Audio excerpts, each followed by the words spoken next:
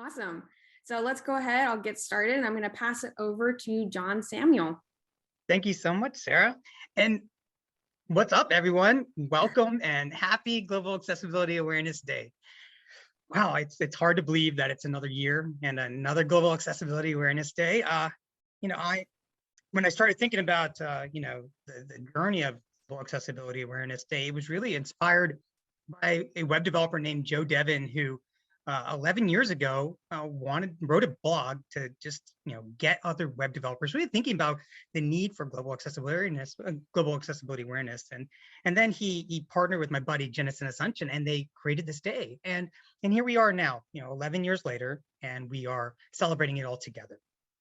And so my journey and my accessibility journey really kind of started around 4 or 5 years ago, and in 2018 I was inspired by Joe Devin and his blog, so I wrote a blog. But that was just the beginning of my journey. And throughout that journey, I've had all these amazing leaders and mentors who've helped guide me along the way. And one of those people is Lori Samuels, who you're going to hear from in a few minutes. And she's played such an impactful role in my life and the way that I've thought about the need for accessibility, not just from a website accessibility, but thinking about it from the entire, the holistic approach to accessibility. And so I'm really excited for y'all to learn from her and just gather some of glean a little bit of time from her, because I've had the opportunity to spend hours with her. You get at least a few minutes, and it's worth it, I promise you. And then afterward, we're going to have a great panel of folks who really are thinking about accessibility beyond the website, right? Thinking about it from a usability perspective, thinking about ways we make digital maps accessible, and thinking about it from a whole process and making sure policies and procedures are all accessible. And it's going to be hosted by, that panel's going to be hosted by one of my dearest friends, Lindsay, who you're going to all love and be super excited. But I know y'all didn't come here to hear me talk. Y'all came to hear these folks talk, so let's get to it, and let's welcome Lori Samuels. Hi, Lori. Hi, John. Hi, everyone. I'm super excited to be here today, and thank you so much for inviting me. Happy Global Accessibility Awareness Day to everyone. It's quite a day, and of course, we want this to extend beyond today and into our daily rhythm of work and life. So thank you so much. No, you're right. This is just one day, but this is something that we all live on a daily basis, and we want other people to realize that this is something that we all need to. It's not just limited to folks in the accessibility space. But getting kick-started, I really kind of understanding, people need to understand that you have been in this field for some time. You've worked with some amazing organizations like Intuit and Microsoft, and now NBC Universal. And so, when you first started getting into this field, how was it to get people, what was it like? What was it like to get people to understand what is accessibility and what the need is it to where we are today? Can you just share that progression and from where we are today and where we are in the state of accessibility today? Yeah, absolutely. So that kind of spans about a decade or so, but I'll try to summarize. I guess at a high level, I would say one of the things that I'm really happy to see is that we're not as much, I believe and hope, having conversations about why we need to pay attention to accessibility and why it's important. It's a bit more of the how now. 10 plus years ago, it was still a lot of having to kind of convince business leaders that, hey, this is something we need to pay more attention to. This is what it means, and this is why it's important. And I'm not finding that to be as true. I mean, first of all, we've seen a huge shift. The technology companies, the big ones, Microsoft, Apple, Google, have all really invested in accessibility into their own ecosystems, into kind of the technology that we use on a daily basis is becoming more and more accessible. Apple just announced, I think it was yesterday, some amazing new features on, in their devices that are just going to be built in as you go, as you walk around with your phone. You've got these accessible features that are being added into the platforms. So I think that is beginning to kind of float the boat. I would still say, though, that there is not enough awareness. We're still not seeing people who work in certain disciplines that create digital content, who work in the field of digital design, whether that's web or mobile or maybe even TV experiences. folks who are kind of managing the product development life cycle, our developers and QA folks. There is not enough baked in knowledge yet, working knowledge day to day of digital accessibility practices throughout all those different roles, which need to have it. So we still see, I think, a burden on private organizations and public sector organizations to do a lot of the heavy lifting on the training of skill sets that I would like to see shifting left into universities and boot camps. So I know, other organizations like Teach Access are focusing on that space, but I think it is really critical that if you're going to be part of a maker community that's creating technology that people use, you better be thinking about accessibility, as part of your daily job. Yeah, I mean, so you talked to kind of that. We've gone from the why to the how, but there is still a lot of area for improvement. But what do you think it was? What was that like that turning point? What was it that kind of got people to shift from that why to the how? Like, what was there a specific moment? Was there something that really was a catalyst for change? It's an interesting question. I don't know if there was a specific moment, and I guess I feel really fortunate because I was able to be. I joined Microsoft as a consultant back in 2016.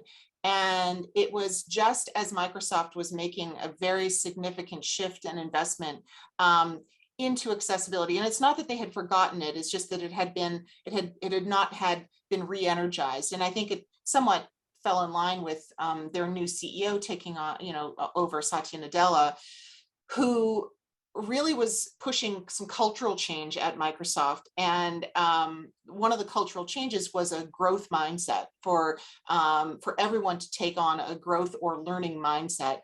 And Microsoft's mission statement was to empower every organization and every person on the planet to achieve more. And that every person translates directly into the 1.4/5 billion people on the planet who live with disability. And I think as an accessibility professional inside Microsoft for about 4 years, I saw that having that CEO level leadership and commitment to accessibility was a huge catalyst for change. So can't emphasize enough how important it is for leaders, executives to set the bar, set the expectation that we're going to be an inclusive company or organization, and then people will rise to that occasion. So I do think senior leadership messaging on this is incredibly important. Yeah. And, I think getting buy-in from the senior leadership is something that we always talk about, right? It's like whether you're, if you really want to have that change, it has to come from that top down, but then you also need people throughout the organization who are going to help actually execute it, right? I sometimes feel like senior leadership may say, we want to do this, but it's going to be those people in the middle who are actually going to have to implement it and execute it. And so as we think about folks now who are, because people are all over their accessibility journey. Some people who may be in the audience are in the beginning of their accessibility journey. Some of them are, further down the line. But, what do you think it is? We know about Microsoft CEO. Some people may not, but the Microsoft CEO, he actually has a personal tie to the disability community because he actually had children with disabilities. But what about when we think about leaders and organizations right now? How can people in the middle who are really wanting to be change makers, what can they do to help get those leaders really thinking about not just their external websites, making sure that we're externally compliant, we look good, we check that box. How do we get beyond the checkbox and get change, really getting into the infrastructure of the organization? Yeah, I have kind of three strategies on that. So one is, I think it's really important to educate everyone that we can about the social model of disability. So the social model of disability basically helps us understand that disability results is a result of a mismatch between an individual's abilities and the environment that they find themselves in. So, and that can be physical, it can be digital, but it can even be attitudinal. In fact, it's actually often attitudes and ableism that kind of we bump up against, right? Not necessarily intentional, but they're nonetheless very much ingrained in society.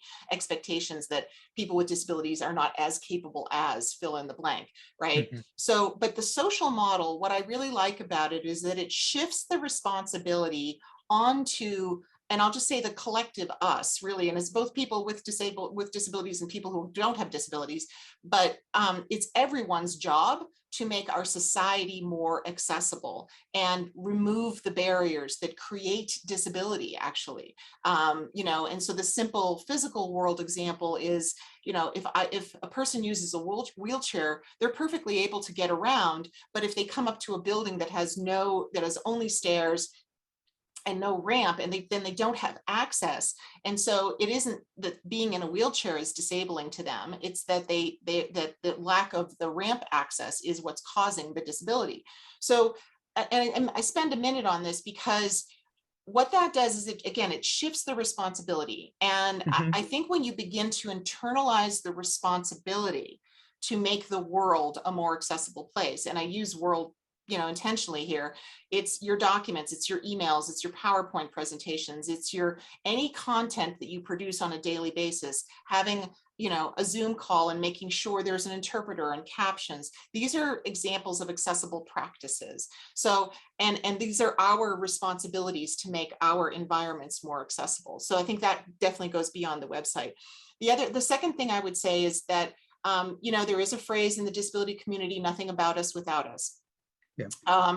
Some of us are born with disabilities, some of us acquire disability like you did, John. Yep. I'm gracefully aging into disability, is what I like to say now. And I'm trying to be graceful about it anyway. But almost everybody experiences disability in their lifetime. So this really, so the thing we need to do is really center accessibility work and DEI work, or diversity, equity, and inclusion work on people with disabilities, right? So really, and that accomplishes a couple of amazing things. One, it really builds empathy. And I love your phrase, proximity builds empathy. And I know that so I'm going to share John's wonderful phrase, which is proximity builds empathy. If we're around people with disabilities and we see that, oh, okay, if you're using a screen reader or you have to magnify the screen or you're a keyboard user, this is how you get things done. And you might even if you're in the technology space, you might notice that some things are less efficient than they are for other folks. Again, back to Microsoft for a second here, they also just announced an adaptive toolkit that you can use for your sort of your pointing device or your mouse or your keyboard adaptations, and it's super cool. Yeah. And in one of the videos they said one size fits one was their principle of designing that, which That's is awesome. We need to personalize, we need to adapt to the way different bodies work, and that's because that's just the reality of our world. So I think involving people with disabilities, show, don't tell, it's not very inspiring to have an accessibility audit done on a website and get back a spreadsheet. Frankly, it's much more compelling to at least see some videos of people who might be struggling with a particular barrier or obstacle in your digital experience, because that's going to immediately, resonate with folks. People want to build experiences that delight their customers and their employees. They just might not know that they're not doing that. Yeah. And then I think the other thing is just not to be afraid to have leadership conversations. It can be a little scary, it can be kind of daunting, but executives are people too. And executives, they have hearts and minds that can be persuaded. And I had that experience at Intuit by bringing in a friend at the time who was blind and working with us and his guide dog. And we produced a short film showing a person's struggle with QuickBooks after she lost her vision and she had been a bookkeeper. And honestly, it was what won everyone over. And it catalyzed getting funding, resourcing, and effort put into making QuickBooks accessible for the first time to people who are blind and use screen readers. So, amazing things can happen. Have the courage to ask.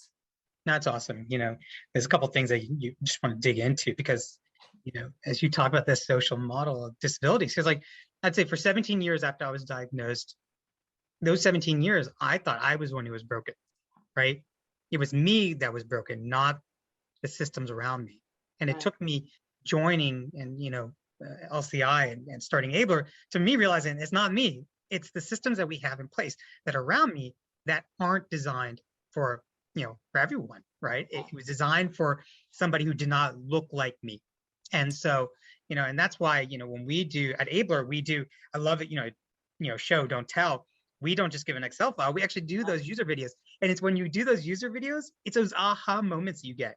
And you can, even though I can't see the developer's face or designer's faces, you can hear the, yeah. And it's probably the coolest sound ever, and you get that, yes, I get it. And they can finally get it. They can picture the issue, and it goes back to proximity. Yeah, absolutely. Yeah, absolutely. I think that it's really unfortunate to see that ableism can get internalized as you experienced, internalizing that belief that you're the one with the problem. And, you were transitioning, and having to kind of learn how to access things a different way, but it never made you any less than anyone who does it differently. Exactly. And as we know, we talk about, the aging population, and, it's people are, aging into disabilities on a daily basis. Not, we're seeing that all over. And it's something that, that is one of those big, and people are staying in the workforce much longer than previously, right? And as we move to the digital environment, it's like, if we want to, tapping into rural communities, North Carolina, where I'm based, has some of the largest rural communities, but as we're able to get more digital jobs, it's so critical that we're able to make that. Yeah, absolutely. And I think, you're even touching on remote work and the opportunity to kind of use technology to connect like we're doing right now from different locations I know we all got a little tired of it, and we like the idea of seeing each other in person, and I agree with that. But it also is something to bear in mind that people with disabilities can participate in the workforce more easily and more successfully if we provide some remote work options. Yeah, and as I was talking about, what was that kind of catalyst for change? I wonder, I think, we've seen over the last couple of years some really shift in focus towards people leaning into accessibility recently, right? The discussion being much more, openly discussed. But I think, in many ways, COVID was that shot in the arm for accessibility.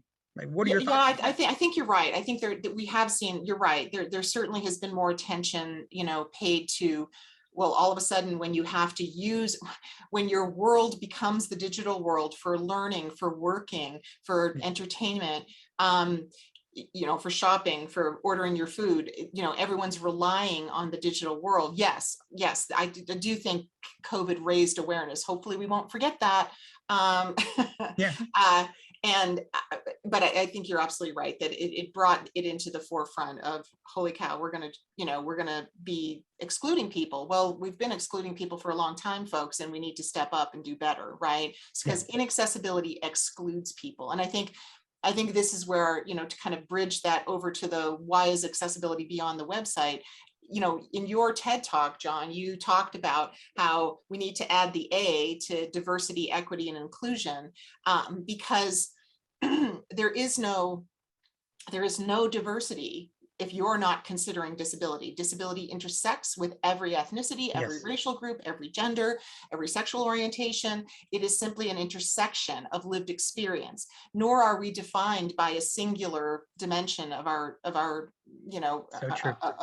life, right? So it's important to understand that disability can be, there are members of the disability community who don't identify as disabled, and that's fine. And there are members of the disability community who do identify as disabled. And so person first versus identity first, that's an individual choice, and that's perfectly fine.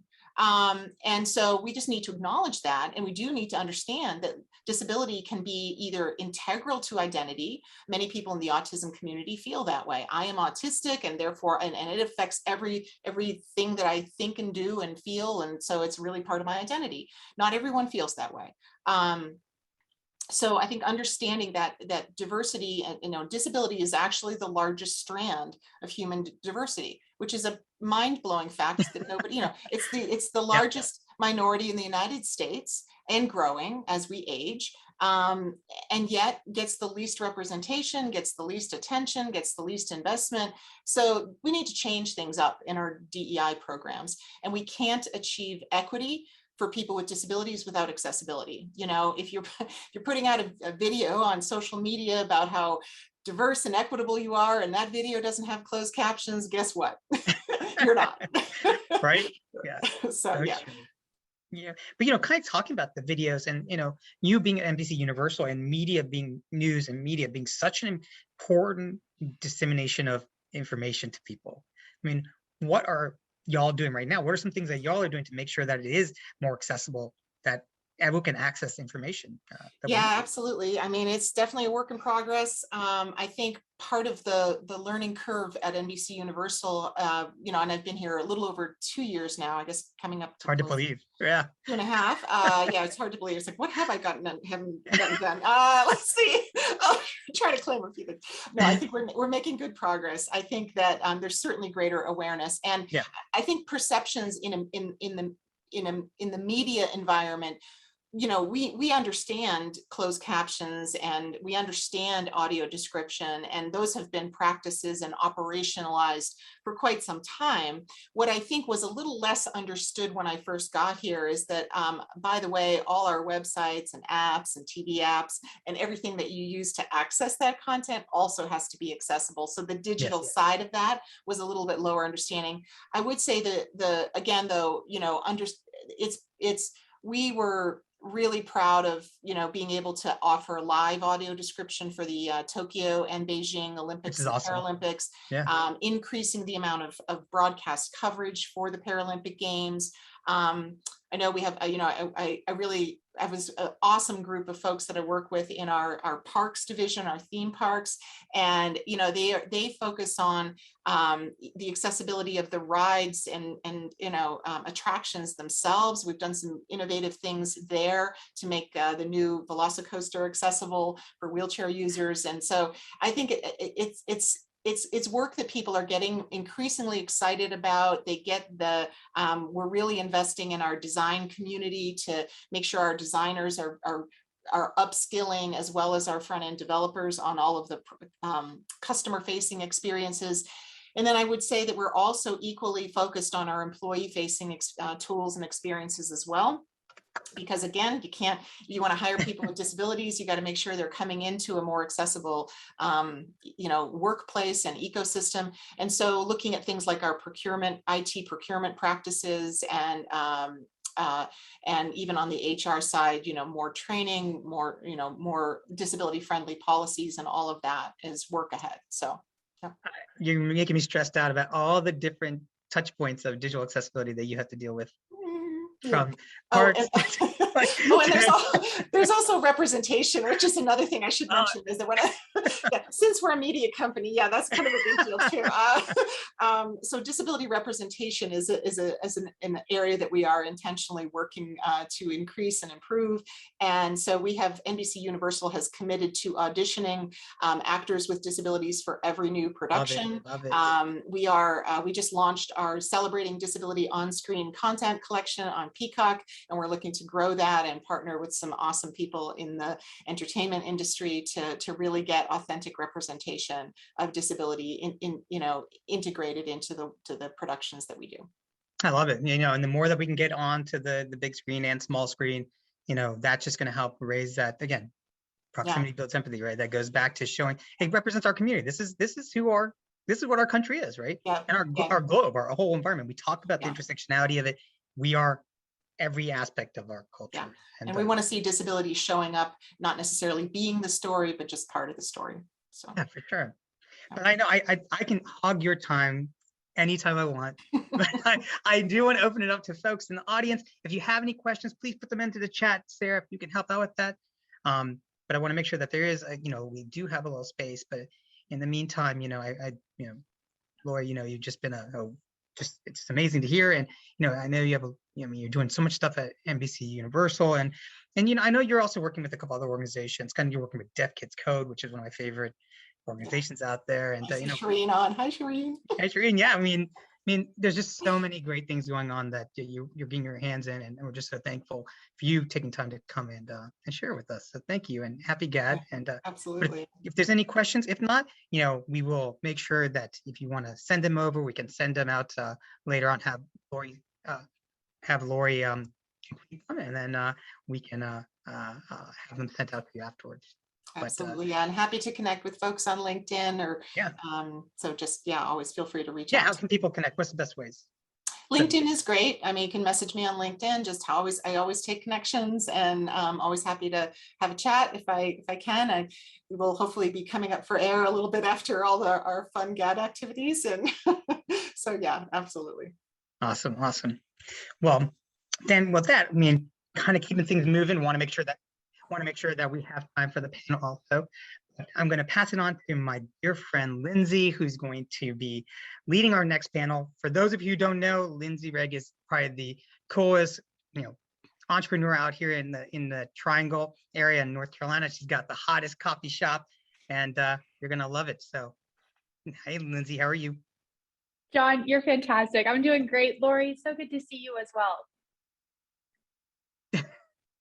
Well, Lindsay, want Great to to pass see it on? you. I know, right? I mean, we're a whole crew. We've been doing events over the three of us have been on events over the last year or two, and it's been so nice to be able to share these experiences with y'all. And so, Lindsay, I'm excited for your panel and to see how you take this. Yes, this will be fun. So, happy GAD, and yeah, Sarah, can we bring on the panelists? Amazing. So thanks everyone for joining this conversation. Like John mentioned, my name is Lindsay Reg, and I'm excited to introduce a number of incredible panelists here today.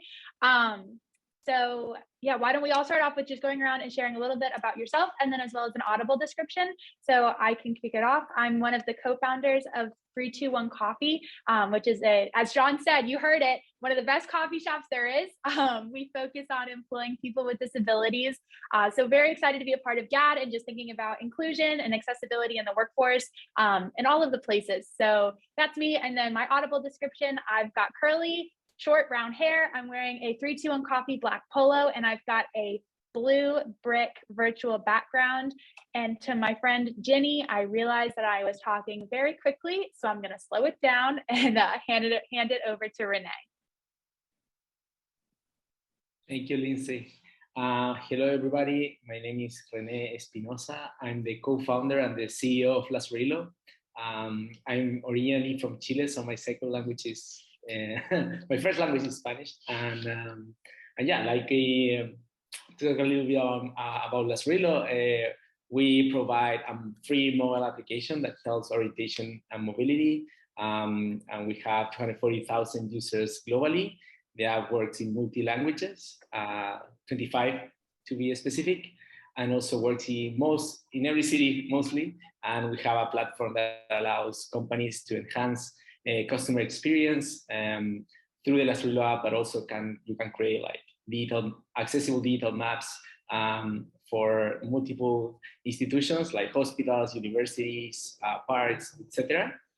That's what we do. And also, I can say I'm wearing the Lazarillo t-shirt, so the logo is like a guide dog with like signals. So Lazarillo, for the ones that don't know about it, is a slang where you can use it to call guide dogs. So it's like a characteristic. So you can say Lazarillo dogs because they guide you. It comes from a book, but I can explain that later. But this is a Lazarillo app, so it can guide you in the world. Yeah. So that's what we do. And yeah, please, I don't know who's going to introduce now, but Lindsay, go ahead. Yeah, thanks, Renee. Bee, over to you. I'm Bee Buby. I use they, them, theirs, and she, her, hers pronouns. I'm a senior engineering outreach director at Inmar Intelligence, where I do a lot of focus on the community and working to pave pathways through innovation and engineering education, all the way from early education through to technology careers. To describe myself a little bit, I'm a Filipino American. I have a faded red mohawk hairstyle and glasses. Fantastic. Thank you, Bee. And Stephen, to round us out.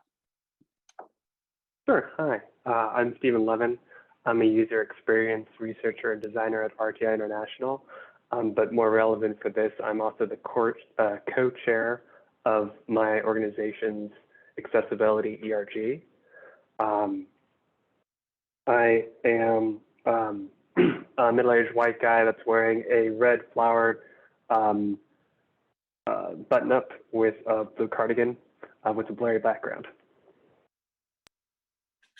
Fantastic. Thank you all. So to kick us off, something that really stood out to me in John and Lori's conversation was how Lori started off with talking about the why and the how of accessibility. And it was exciting to hear her reflect on how people are understanding the why. We're no longer having to make these convincing arguments, but she then spoke about the how, and ultimately how is what leads to action and what ultimately will create change. And so I'd love to hear from some of your different perspectives on how you all are addressing the how in your various ways. And Stephen, I would love for you to start in just thinking about leveraging a large institutional organization and the government, and how are you and how is your world really taking a step towards the how?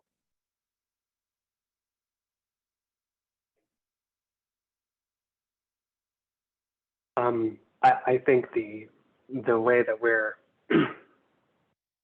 addressing the how is making sure that we put people first. Both the federal government has really started to embrace human-centered design and a customer-first experience, and our organization is mission statement is improving the human condition. So both, and what I do day to day and why they have me, is to ensure that we make things for humans and having the human first. And we partner with places like Abler to help us ensure that we connect with everyone that has a diverse set of needs and skills, so that we can design for the users that that need the digital services and products that we're producing. We also have some pretty much core guiding principles that we want to make sure that gets integrated into every application and service that's provided. So it's both starting from the beginning and making sure that we have integrated accessibility best practices whenever we start building, and we take it that step further by making sure that we embrace the human and make sure that they're with us at every step of the process, to make sure that not only are those principles there, but they're there in a way that is designed for that specific group. That's fantastic. Thank you. I think it's exciting to hear when companies have, a mission statement that is written out, but then they're also finding ways to see that lived in the everyday experience of the company and everyday decisions. So kudos to you all. So Renee, sort of on the flip side, thinking about a startup company where you can really be hands-on and be that boots on the ground approach, how are you addressing the how of accessibility, and what challenges are you finding just in being in a startup world that's also trying to make that social impact? Great question. Yeah. So on our side, we have a consumer-face application, and also we have a technology for customers. So our consumer-face application, that is the Lazarillo app. The how, I would say that it involves the team. We have key leaders with disabilities in the team that lead the product, communication, and even sales. So are really deep in connecting like the main needs of users. And then we also have group of users that test our application. So we have alpha users that are like more direct in direct contact with us. So we have like 30 people for Android, 30 people for iOS, for example, around that they give us direct feedback through messages, and those connect to the developer team, as well as our UX leader that is blind and also helps manage those communications. After that, we then release to a bigger group of 1,000 users, and then those give us feedback. That is the beta version, and then we release it for production. So we do that. So we try to, when we develop a new feature, a new implementation, we get enough feedback and enough testing. So that's how we do it, as well as all our dev team pass through a training to understand digital accessibility. And on the side of our consumers, because we create technology for our clients, our platform allows our clients to enhance some aspects of their accessibility. So let's say they're a shopping center or they're a hospital, That would mean that they could, instead of, we will create a new technology for them to improve the accessibility at their physical location. That means we will create a map that the users could use through the Lazarillo app and be guided even inside the place to get an audio description even inside when they're like getting to their appointment, for example, or they're moving in a shopping center and looking for a specific store. They will get these audio descriptions of their environment as they walk by a store, right? So they are not, and they even can have access to a directory that allows them to search.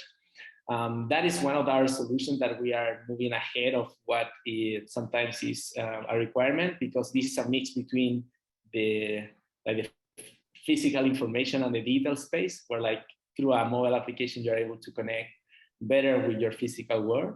And then we also provide some additional integrations that allows our clients to provide a deep support, let's say with customer support agents through our app connected, so that if someone needs additional help, they can request it from the app. So when we work with these companies, it's kind of a process to understand their current status, how they've been working, even in accessibility or inclusion. We work in the United States, but also in countries in Latin America. So we have a spectrum where, like, in some countries there's no regulation, and of course in the United States there are additional regulations. And most of the time is how they can connect as a company with the local community, and then they understand better what they're lacking, like what are the improvements they can provide, and that is a process that we do with companies for us to understand their needs. They can also realize and communicate that to the board of directors, the needs that they currently have, and then that creates a flow for the company to start improving accessibility. And then we collaborate with companies like Eveler to also see other aspects on digital accessibility that can then be connected to the Lazarillo app and enhance much more the experience. So that is kind of like what we do. So yeah. Fantastic. Yeah, thank you for sharing more and giving us some insight into how your application and software is truly impacting lives. B, so in talking with John before this, I learned that you were a part of the Abler's GAD event a year ago, and left that with, guns a-blazing, and you were going to go take action and go move and shake some things. So I would love to hear how you're addressing the how, and particularly what have you done since a year ago at the GAD event to really make that impact? Sure. So a lot of what our organization focuses on is being very data driven. So my initial approach was to do a lot of data collection and have a better understanding for all of the many facets of our organization and what we are already doing, what people were already aware of, and what people were already planning, before digging into ways that we could branch off of that and expand and improve. And also really seeing how the impacts of the COVID-19 pandemic have affected our internal communication and how we're handling that as well. And so one example of that is just a very straightforward, we're including closed captioning on our internal company-wide communication that previously hadn't necessarily been done in videos, but now is all being done via video. But we're also looking into things on the product side. We have a retail cloud e-commerce offering where our clients can essentially take a white label site and populate it with their products for e-commerce shoppers to then go and shop in. And part of that includes showing things like nutrition facts. So nutrition facts very commonly online are presented either as an image, which may or may not have alt text to describe what is in those nutrition facts, or is sometimes displayed as a paragraph of dense text. So what we wanted to do when we were thinking about accessibility in that specific piece of our product was, how can we make the experience for people who can see and people who can't see and or using various assistive devices have a more similar experience where they can get to the part of the nutrition facts that they care about and get that information and maybe skip over the pieces that they don't care as much about. So not to get like too much into the weeds from a technical perspective, but we essentially programmatically divided that information up into cells, much in the way that they're divided up visually, and use style to ensure that they visually looked the way folks would expect nutrition facts to look. But because of the way we divided things up, assistive devices can more easily navigate through that information. Fantastic. Thank you for sharing some of those examples, but then also just for the work that you did and leaving this and really taking ownership and action of making that change. I think it's so empowering to see lived examples and experiences of how change really does start with one. Stephen, I wanted to give you some space. I've seen some dialogue going on in the chat, just thinking about how and how much and sort of leveraging those two premises. I'd love to give you some space to sort of elaborate on some of your thoughts that you responded to David with in the chat. Oh, sorry, I'm also getting over COVID, so I may be a little scratchy. And I'm realizing now he might mean how much by cost. So he was saying, unfortunately, I have found discussions of how leads to a question of how much. So from the how much it's going to cost for us to do this, if I really need to strong arm a company, and this is before when I was working in the private sector, I would point to the lawsuits and the ever increasing lawsuits that are happening in the private sector when it comes to digital accessibility, and those cases that are continuously to win more and more and more and more money for it.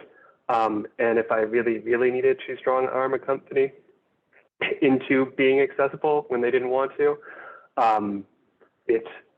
I usually called up the legal department and talked about liability and how much they wanted to take on the liability of not being an accessible product or service. And if they're willing to take that in exchange for, I would also point that to the general software building principle that if you find a problem, fix it. Before you even start designing it, it's 100 times cheaper to fix than after you release the product. And then on top of that, I point to the $6 billion industry that is the accessibility community and the ever-growing buying and purchasing power of that community. And if you really want to ignore that sector, seems like you're losing out on an ROI growth sector. So those tend to be those. And then, as I said in the chat, if it's just like, well, okay, but how much do we really need to do? And that's why I said as much as we can, and that every step towards accessibility and every little thing we can do to make it more accessible is that much more for everyone involved. And one more thing, accessibility for some is better usability for all, and that you're not just making it accessible for those people that absolutely need that accessibility, but you're making it more usable for everyone. Yes, and I love how you brought up the point about designing with accessibility in mind from the get-go. I remember, I think it was GAD event last year, Lori Samuel spoke about just in simple construction, and it was an example that has really stuck with me, how she said, if you design a building and you just happen to already be laying concrete and you lay a ramp, you've got that ramp forever. But if you build the building solely with stairs and you need to add it later, it's going to involve, ripping up concrete, moving space. It's just going to be much more of a process than if you keep that in mind in the beginning. Stephen, I'd also love to hear more about your experience in leading the ERG and how have you seen it balance between senior leadership and people's jobs who are to design with accessibility in mind versus what role is the ERG playing to really ensure that accessibility and disability inclusion is top of mind and just being seen throughout the company?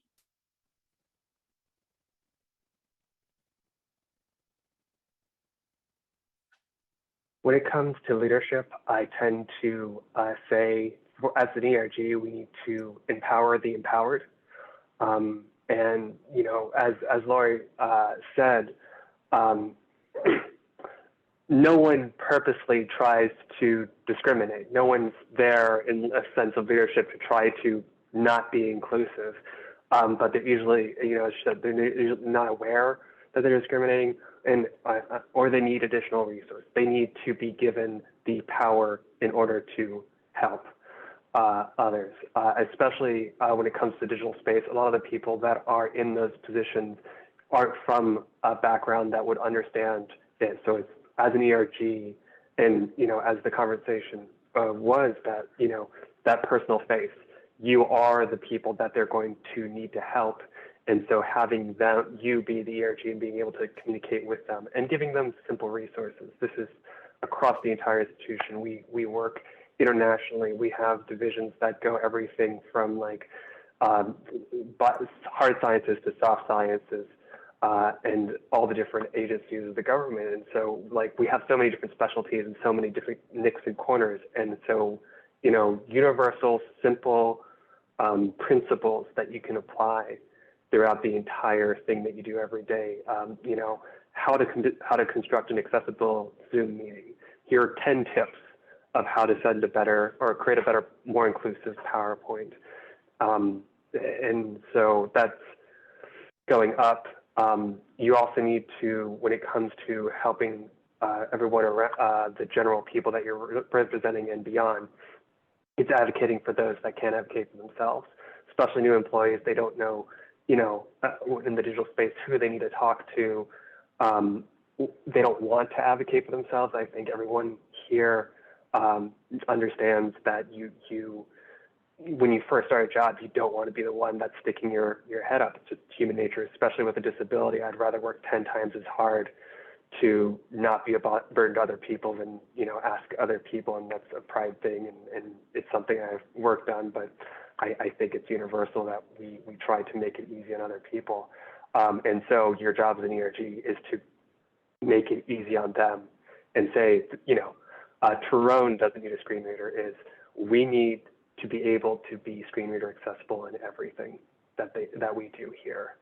And if we need that extra step, if they're not convinced, that they don't act soon and quickly, then you ask Tyrone if he wants to be that voice, and be completely respectful and open to the fact that he may not want to, and that it's not his job to be the poster child for accessibility. And that's something that we also try to balance, is making sure that accessibility advocacy is voluntary, never mandatory, and is properly compensated when we're asking for anything more than just their voice in the room.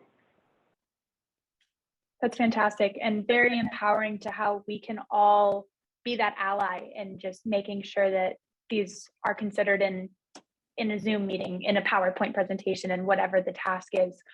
Stephen, you also started by, I loved your quote, empower the empowered. So Renee, with building your company and your software and the app, I imagine a big part of that is building partnerships, and especially with other companies, and ways for them to incorporate your technology into their infrastructure. What are you seeing is the reaction from some of these senior leaders that you're pitching to when you're showing, here is how you could be more accessible in your office, in your whatever the space is? Yeah. Well, it always depends on the current status of the company, on like what they're working on right now, if like how they are embracing diversity and inclusion, because also that is accessibility is a big part of that. But most of the cases is to understand their current plan and then show them how within that plan they can do like with a few steps more and improving their accessibility. Kind of like our technologies try to leverage what they already have to improve it. So for example, we have a case with a company that during the pandemic, they were providing video support on their website. It was a generic service for everyone. And then what we did is that but getting to that specific video support was really difficult, was not accessible. So I'm not going to say the specific company, but let's say it was really difficult to get. But what we did is actually that we incorporated that system to our app. And then they were, let's say you were a user, you were able to find this company and then know all the details about this support system. Those agents also were trained, meaning that we'll be able to better describe products, things like that. So let's say someone blind with low vision will make a call. The agent will know that it's coming from Lazarillo and then follow a process that would even allow let's say the user to check something on their home, like, hey, I want to change this, and showing it with the camera, and then the agent will even describe that and help them create a shopping cart, and then like finish the sale. So that was a project that was interesting because that first kind of video support system that they created was never their intention was never to provide an additional help on accessibility, but at the end make an improvement on how they were like supporting their clients. So that is a case, as well as what we're doing now with hospitals, that we all get lost in a hospital when going like to your appointment, especially if it is a huge hospital. So we've been working with their current information to make that a service that anyone can use and be guided by Lazarillo, even in our mobile application as well as in our website, so that if you have an appointment, you know where you need to go, and the app and our website can guide you through the space. So that, for example, also increased accessibility, and they didn't need to leverage and make additional work. We actually use our technology to do it. So we try always to help them make a first step, so they want to do the second and the third, and so because then this opens up, okay, is our booking system accessible? Not so much. So we can like, so we can show them, but they already are like investing efforts on like improving something, and so they say, wow, it makes sense that we do everything, right? So I think with some companies, helping them make the first step is good, because then they realize that this is a roadmap that they need to continually working. It's not something that it will just, it will be like, I don't know, like something that is applying and it works. No, it's something that you need to consider on your roadmap as a company, how you improve accessibility, how you improve your products, how you improve your access to your services. And so, yeah, that's at least in our experience, how we have been navigating this space. I love that. And I love how you bring up that it is a journey and there's a first step and then there's step 2, 3, and 4 after that. B, in what you see in your everyday world, what are some things that get you very excited about the future of digital accessibility and even accessibility beyond websites in the digital space? So broadly speaking, I find it exciting that we're always learning and questioning what we think we already know. And an example of that I've been thinking about and reading about a lot recently is how we think about color contrast and perception. I know that in the WCAG guidelines, we're looking at changing how we're evaluating color contrast, and maybe incorporating the advanced perceptual contrast algorithm, or APCA, which is based on more modern research into color perception and takes into account context of things like ambient light, surroundings, the purpose of the text. And I know, like working as a software engineer, that was something that always felt really strange, was something to me looked really visible and understandable, and high contrast maybe wasn't meeting the guidelines. And so I'm excited to see how those changes get incorporated in the future. And like outside of those types of things, I'm always really excited about more choice and more options, because I feel like that's the future and that benefits everybody. And I'm glad to see more organizations embracing that, incorporating that into their approach to the digital world. Absolutely. Lots to get excited about. All right, so one final question before John comes over here and kicks us all off. So thinking about GAD as today, we're getting together, we're having webinars, we're celebrating, it's a part of the conversation. It's also equally important to have GAD live beyond today and into tomorrow and the next day. So in 30 seconds, what would be some words of wisdom or advice that you all could give so that of what us listeners could do tomorrow to keep this society and, you know, building a better tomorrow and keep society moving in a great direction? I'll start. My advice is aimed at individual contributors who may otherwise feel a little powerless, which is don't be afraid to ask questions and make recommendations within your own sphere of influence, because those can grow over time and make people very excited about learning more about things. If you're a software engineer, ask questions during your product backlog refinement, or make suggestions or share what you've done during your code reviews.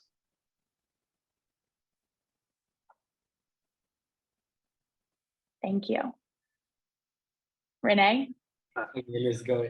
I was thinking, I would say, I mean, if you can create, like if you can create a team that incorporates people with disabilities in the product development or like delivery of the service, I think that's like a huge improvement, because then especially in companies, as you work and collaborate with your team members, you will realize how you can improve on things that you haven't even realized. And so that would create organically improvements in the delivery of your product or the creation of your product. So if you can suggest or like even additional consider, like you can push your company to hire people with disabilities as to have a more diverse workforce. I think that creates a better company, better product development, everything. So diverse people will create diverse products for everyone. So I think that's my suggestion. Thank you. And Stephen, to round us out? Power and accessibility are both a spectrum. You have more power to influence than you know, no matter where you are and what ranking you have, and accessibility and usability is all about being able to do what you can as much as you can. Fantastic. All right, John, we're done. Over to you. All right, thank you so much, everyone. This was amazing. And so, we are so happy that you all joined us. Thank you to all of our panelists. Thank you to Lori. Thank you to Lindsay. And just so awesome. I want to just say, how much accessibility do we need to do? Everything we can. So I love it. Thank you, Stephen, for that nugget. We're going to take that with us. So thank you all. Have a wonderful Global Accessibility Awareness Day. Thank you from the entire Enabler team. We are so thankful. And we will talk to you all soon. And please stay in touch. And Sarah.